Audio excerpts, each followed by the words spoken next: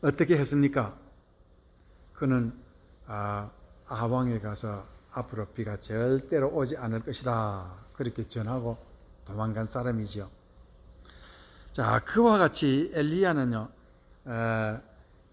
약하고 이름 없는 그런 사람이었지만은요, 그 사람이 어마어마한 일을 한 사람입니다. 자, 그러면 열왕기상 19장 15절에서 18절까지를 우리가 한번 봅니다. 열왕기상 19장. 여호와께서 그에게 이르시되 너는 내 길을 돌이켜 광야를 통하여 다마섹에 가서 이르거든 하사엘에게 기름을 부어 아람의 왕이 되고, 이 아람의 왕이라는 것은 시리아입니다. 지금 이스라엘 나라 아닙니다. 이웃 인근 접경 국가입니다. 시리아 국가, 이스라엘과 맞붙은 국가인데, 그 나라의 왕을 누가 세웁니까? 하나님께서 왕을 기름 부어 하사엘에게 기름 부어서 왕이 되게 하라. 이상하죠. 그 다음에 두 번째는 16절. 너는 또 님시의 아들 예후에게 기름을 부어 이스라엘 왕이 되게 하고. 자, 이스라엘 백성의 역사를 지금 막 새로 만들고 있습니다. 무슨 역사입니까? 아합을 통해서 인간 실패의 역사를 기록하는데, 하나님은 성령을 통해서 엘리야를 통해서 인간 승리의 역사를 만들어야겠다 하는 것을 지금 기록하고 있습니다. 그래서 이스라엘 왕을 하나님이 원하는 사람으로 만들어라, 그런 뜻입니다. 그 다음에 이스라엘 왕이 되게 하고, 또 아벨 무홀라 사밧의 아들 엘리사에게 기름을 부어 너를 대신하여 선지자가 되게 하라. 그 다음에 말씀이 17절 말씀은 놀랐습니다. 하사엘의 칼을 피하는 자는, 하사엘은 시리아 왕입니다.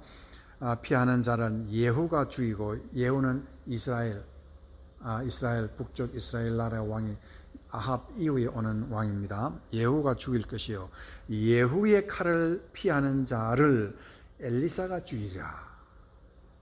엄청난 역사의 혁명이 일어나고 있습니다. 그 뒤에 역사를 주관하시는 분이 누구예요? 성령님입니다. 그런데 그것도 나중에 또 우리가 들어가겠습니다만은, 그래서 18절 열왕기상 19장 18절.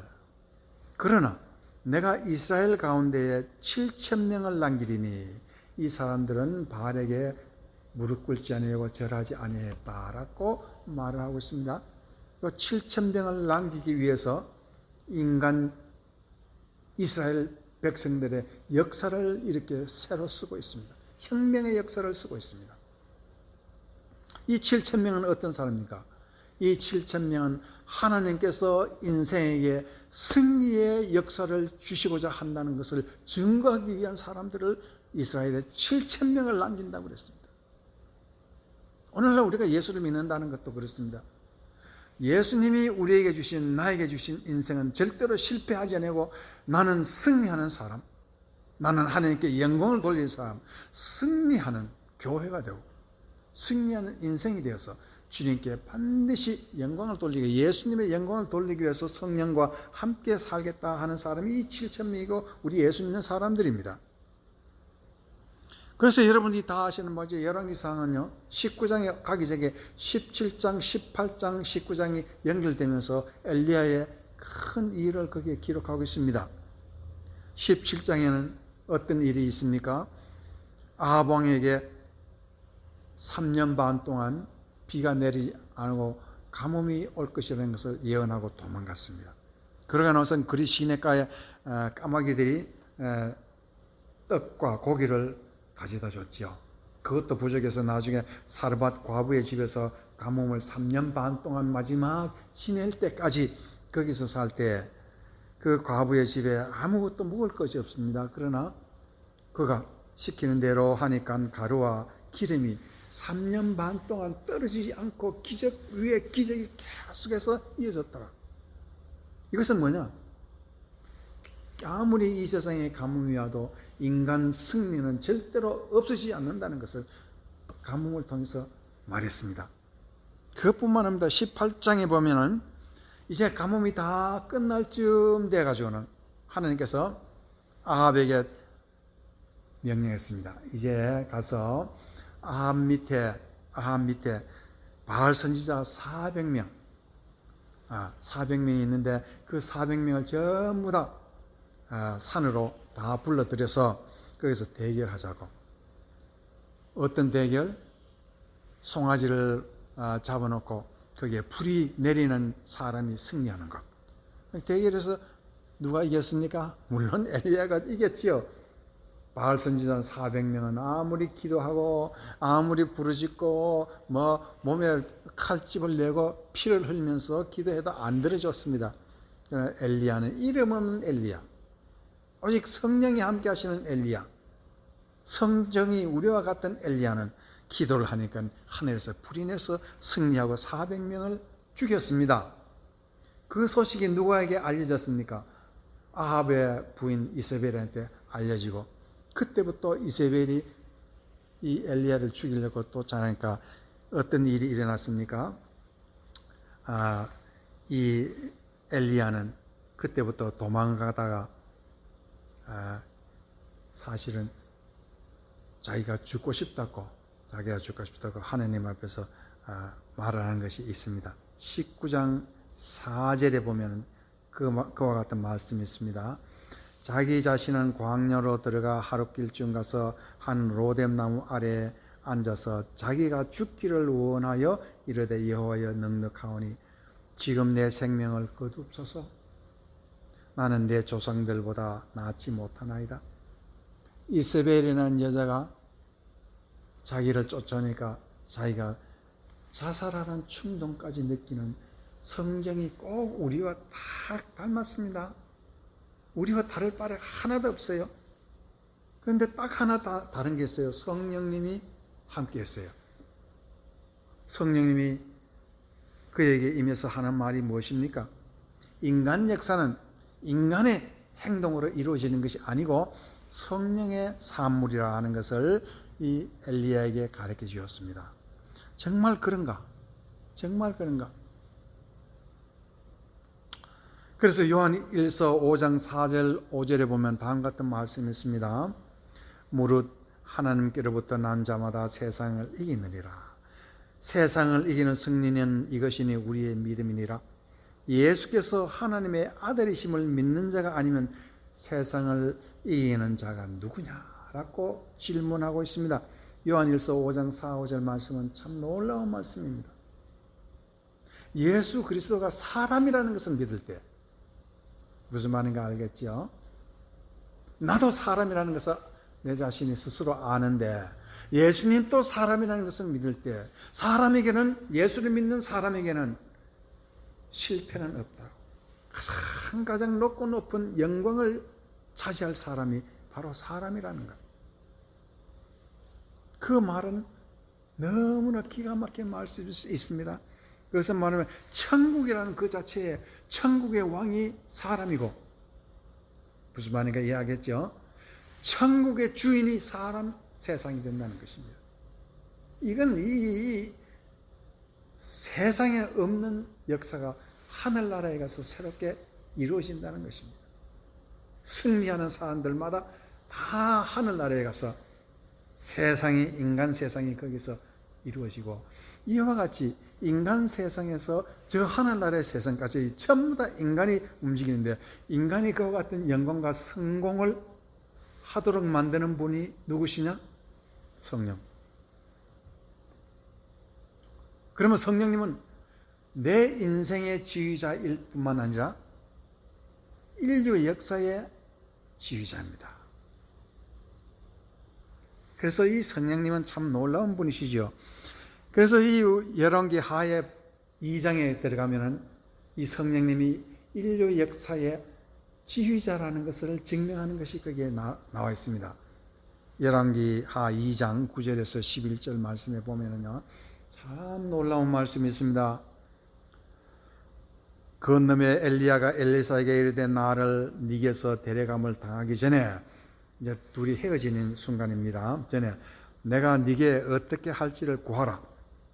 엘리사가 이르되 당신의 성령이 하시는 역사가 갑절이나 내게 있게 하소서. 엘리사가 자기의 스승 엘리야에게부터 배운 게 하나 딱 있습니다.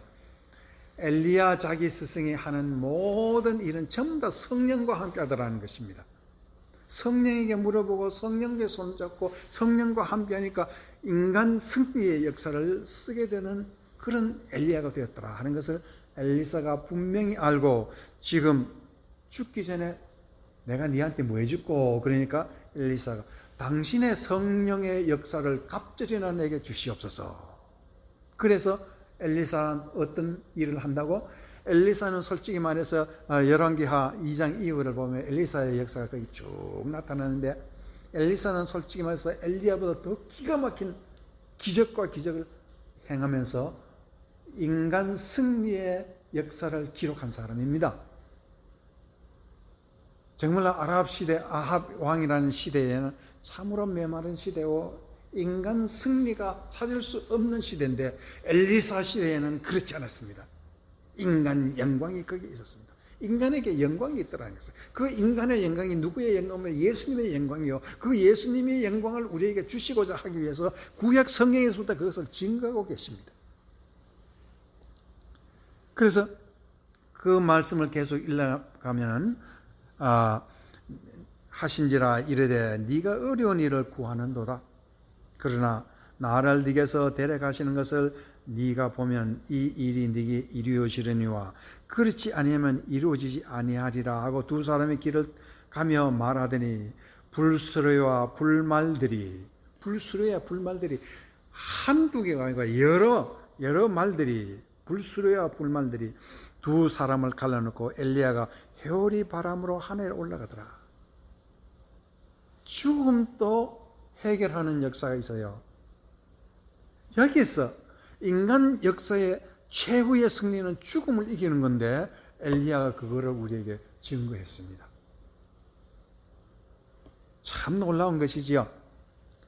이제 시간이 많이 되어서 에베소서 1장을 잠시 읽고 1장 12절에서 14절 말씀 잠시 읽고 말씀의 결론을 내리겠습니다. 에베소서 1장 12절 14절 이는 우리가 그리스도 안에서 전부터 바라던 그의 영광의 찬송이 되게 하려 함이라.